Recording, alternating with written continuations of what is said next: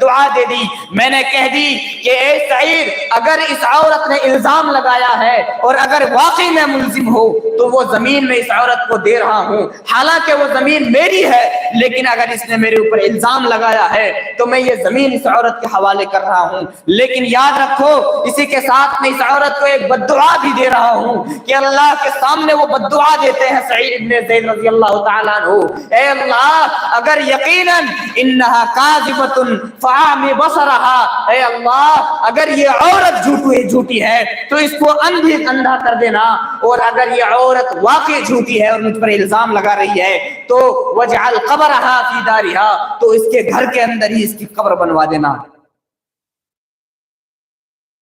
راوی حدیث کہتے ہیں کہ کچھ مہینوں کے بعد وہ عورت اندھی ہو جاتی ہے،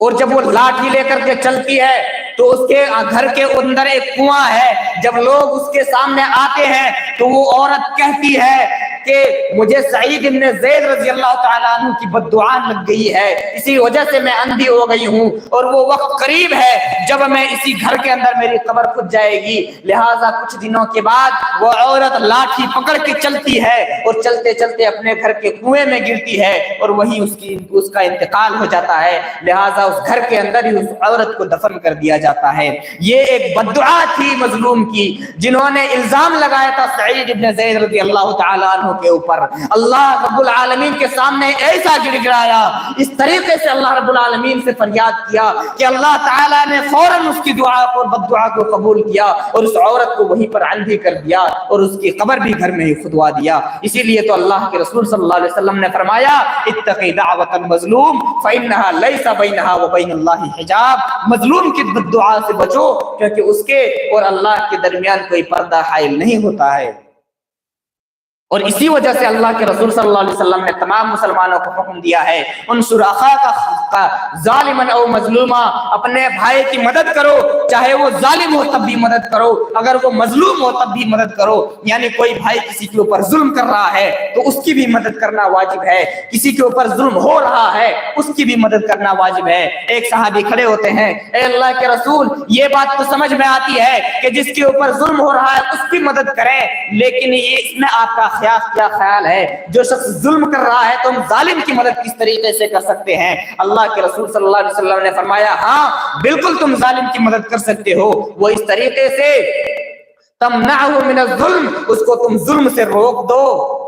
فإن ذلك نصر، تمہارا ظلم سے روکنا ہی اس کی مدد ہے۔ لہٰذا اگر ہم دیکھیں کہ کوئی شخص کسی کو دبا رہا ہے، کوئی شخص کسی کی ناجائز زمین کو ہڑپ رہا ہے، کوئی شخص کسی کے اوپر ظلم ڈھا رہا ہے، تو اللہ کے رسول نے حکم دیا ہے کہ اس کی مدد کرو اس طریقے سے کہ اگر وہ سامنے والا کمزور ہے تو اس کے ساتھ کھڑے ہو جاؤ، اور اگر ظالم ظلم کرنے والا کسی طریقے کی ظلم کر رہا ہے تو اس کو بھی سمجھاؤ دین اسلام کی روشنی میں، قرآن و سنت کی روشنی میں، اس طریقے سے سمجھاؤ کہ وہ اپنے ظلم سے باز آ جائے، اس طریقے سے دونوں کی مدد ہو سکتی ہے۔ اور اگر تم یہ بھی نہیں کر سکتے تو یقین جانو اللہ کے رسول صلی اللہ علیہ وسلم نے فرمایا من رأى منکم منکرا فلیغیرہ بیدہ فإن لم یستطع فبلسانہ فإن لم یستطع فبقلبہ وذلک اضعف الایمان، تم میں سے جب بھی کوئی شخص کہیں پر غلط ہوتے ہوئے دیکھے، کسی بھائی کے ساتھ غلط کچھ معاملہ ہو رہا ہو تو چاہیے کہ سب سے پہلے اپنے ہاتھ سے روکے، فإن لم یستطع فبلسانہ،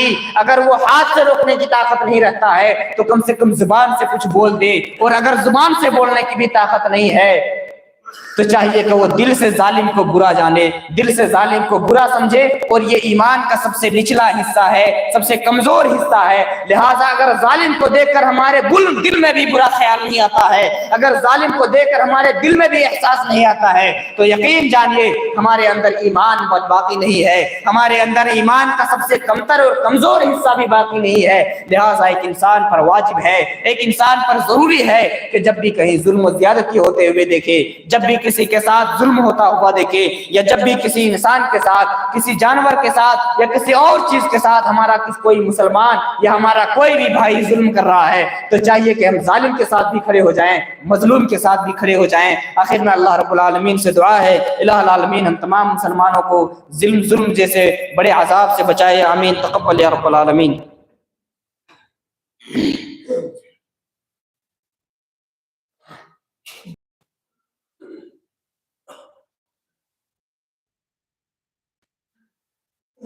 ان الحمد للہ